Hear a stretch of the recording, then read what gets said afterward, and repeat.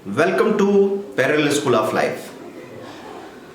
दोस्तों, आज हम बात करेंगे एक सबसे बड़े प्रिंसिपल के बारे में जो पूरी दुनिया की प्रॉब्लम खत्म कर सकता है। आपको ध्यान से उसको सुनना है, उस पर गौर करना है, उसको समझना है, और एक बार अगर समझ में आ गया तो फिर आप उसको मानेंगे ही।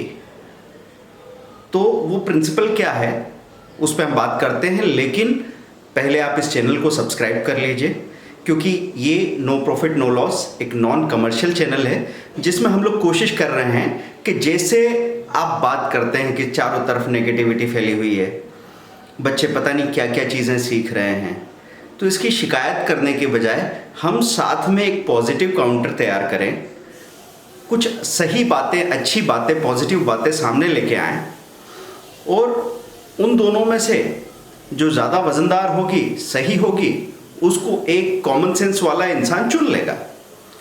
देखिए, दुनिया बदलती जाएगी, आगे बढ़ती जाएगी, घबराने से कुछ होगा नहीं, लेकिन दुनिया को नुकसान बुरे लोगों के लाउड होने से नहीं हुआ है, दुनिया को नुकसान हुआ है अच्छे लोगों की चुप्पी से। अच्छा होना आपको ताकत दे, आपको डर, घबराहट या झिझक नहीं दे। तो आज हम इस बात पे बात करते हैं कि मेरी पांचवी रोटी किसी की पहली रोटी हो सकती है। मेरी पांचवी रोटी किसी की पहली रोटी हो सकती है। आप देखिए, जब भी आप भूखे होंगे तो आपका मन करेगा कि आज तो पता नहीं मैं कितना खा जाऊंगा, एक बार बस मुझे मौका मिले, हो सकता है मैं 20 रोटी खाऊंगा, 50 खा लूंगा, 100 खा लूंगा। ख्यालों में आप कहीं तक जा सकते हैं, लेकिन आपका छोटा सा पेट या तो 4 रोटी में, 6 रोटी में, 8 रोटी में भर सकता है। तो यहाँ पे हम बात कर रहे हैं कि जब आप वो पहली रोटी, पहला कोर खाते हैं ना, तो उसकी उपयोगिता सबसे ज़्यादा होती है। 1 रोटी के बाद उसकी उपयोगिता कम होने लगती है, 3 रोटी के बाद उपयोगिता काफ़ी कम होने लगती है, और चौथी रोटी के बाद तो हो सकता है वो आपको नुकसान करने लगे। इसीलिए हमने कहा है कि आपकी पांचवी रोटी किसी की पहली रोटी हो सकती है।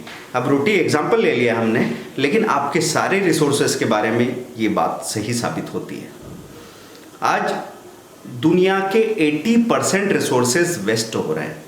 अगर हम इन बातों को समझें तो उन रिसोर्सेज का अगर सही तरीके से डिस्ट्रीब्यूशन हो गया कि किस्सा ख़त्म हो जाएगा, किसी बात की कमी नहीं रहेगी। आप ये समझ लें कि बड़ी मेहनत से हम लोग पैसा कमाते हैं।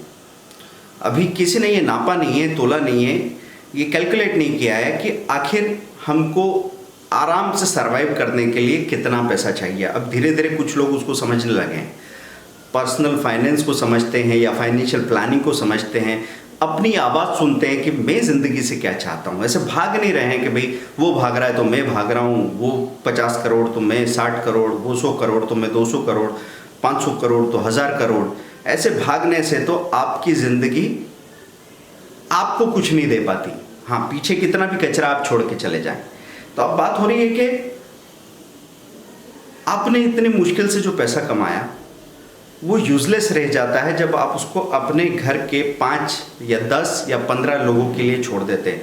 देखिए, ईमानदारी से आंखें बंद करके जो भी इंसान पैसा कमा रहा है, जिसने बहुत पैसा बनाया है या जो आगे बनाने वाला है, सोचे आंखें बंद करके कि बहुत जल्दी 10, 15, 20 सालों के अंदर अंदर उसको समझ में आ जाता है कि भले ही मैं करोड़ों रुपए कमा लूँ, मैं अपनी फैमिली को खुश नहीं कर सकता। यह हकीकत वाली बात है। यह पैसा आपको भी खुश नहीं कर सकता है अगर आपने इसका सही इस्तेमाल नहीं किया तो। ज़रूरत से ज़्यादा पैसा आपके बच्चों को, आपकी बीवी को कहीं ना कहीं बर्बाद कर रहा होता है, और कहीं ना कहीं आपके दोस्तों को, रिश्तेदारों को नाराज़ कर रहा होता है। भाई, पैसे का बहुत बड़ा आप दीवार खड़ी कर लें तो लोग आपके पास आएंगे, इसकी संभावना कम हो जाती है। या तो कुछ लोगों में तो खुद में कुछ एटीट्यूड आ जाता है तो लोग दूर चले जाते हैं, या फिर आदमी सरल हो लेकिन लोगों को ही दिमाग में ये लगने लग जाए कि भाई बीच में एक दीवार खड़ी हो गई तो वो आपसे दूर चले जाते हैं। अब ऐसे में इस पैसे का सही इस्तेमाल कैसे हो? तो आपकी पांचवी रोटी किसी की पहली रोटी हो सकती है। आप सिर्फ अपने वार्डरोब पे ध्यान देना। आज एक आम इंसान के पास में भी 50 to 100, 100 to 200 ड्रेसेस हो सकती है, 50 या 100 ड्रेसेस या 200 ड्रेसेस। अब आप इसको मैथ्स में समझें कि जब आप एक ड्रेस को पहनते हैं परसेंटेज में, तो आप कितना परसेंट इस्तेमाल कर रहे हैं और कितना परसेंट आपका बेकार रखा हुआ है। अब किसी एक पर्टिकुलर ड्रेस का नंबर आ रहा है मे बी 50 डेज के बाद, 2 महीने के बाद, साल में आपने उसको 5 बार पहना और उसके बाद वो आउट ऑफ फैशन हो गई या आउट ऑफ साइज हो गई। तो आपने इतनी मेहनत से चीज़ें बनाई लेकिन फिर भी उसका मिनिमम इस्तेमाल कर पाए। तो ये जो मात्रा की भूख है हमारे अंदर, मैं स्टेटस की बात भी समझूंगा, मैं शौक की बात भी समझूंगा, तो आप अगर डिफाइन कर लें कि हाँ मैं इस तरह का बेस्ट रॉयल ड्रेसअप चाहता हूँ और आपके पास वैसी 4 ड्रेसेस हो, 4 आउटफिट्स हो जो चाहे 20-20 हज़ार रुपये के हो, तो भी हो सकता है साल भर में जितना पैसा आपने टुकड़े टुकड़े में ऐसे ही बर्बाद कर दिया उससे ज़्यादा बड़ा पर्पस पूरा कर लिया। तो दोस्तों, जब आपको ये मालूम पड़ेगा ना कि मेरे लिए 5वीं रोटी बीमारी ला रही थी लेकिन किसी और के लिए ज़िंदगी बन गई है, तो आपको उससे ज़्यादा संतोष कहीं नहीं मिलेगा।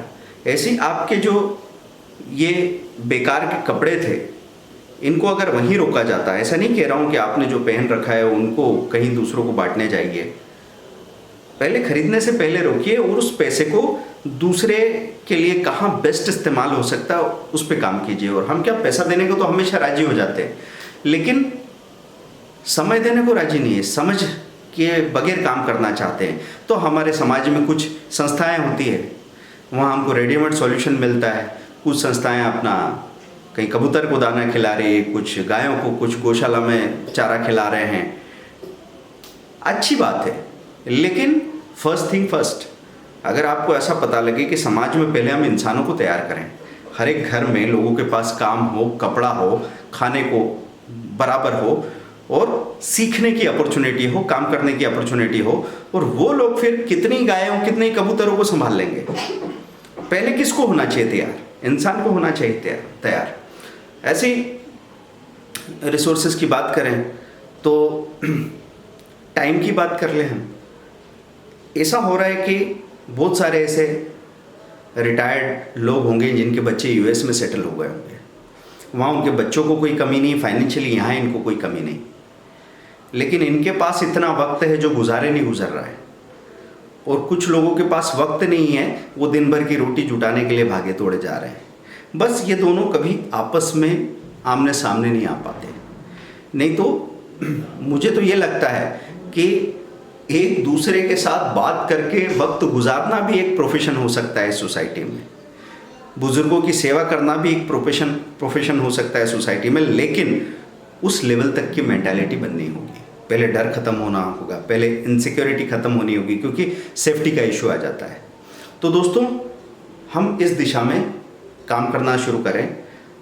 मेरे पास ऐसा दुनिया भर का ज्ञानमान नहीं है, बस एक इरादा है। तो मैं आप लोगों से अपील करता हूं कि प्लीज़ कमेंट कीजिए कि हम किस किस फील्ड में अपने रिसोर्सेज को शेयर कर सकते हैं।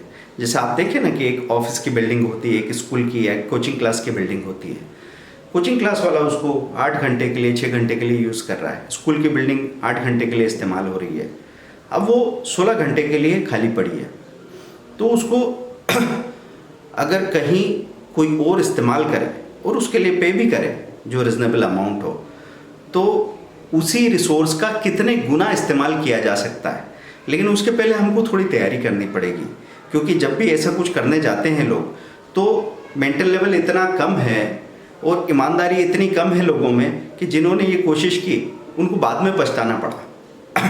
तो पहले हमको इसके बारे में सोच के एक माहौल बनाना पड़ेगा और फिर हम अपने रिसोर्सेज को बांटना शुरू करें। पर इंडिविजुअल लेवल पे मैं आपसे ज़रूर कहूँगा कि आप ये देखना शुरू कीजिए कि आपके आसपास आप कौन से 5-6 लोगों को सीखने का मौका, काम या दूसरे कोई रिसोर्सेज शेयर कर सकते हैं।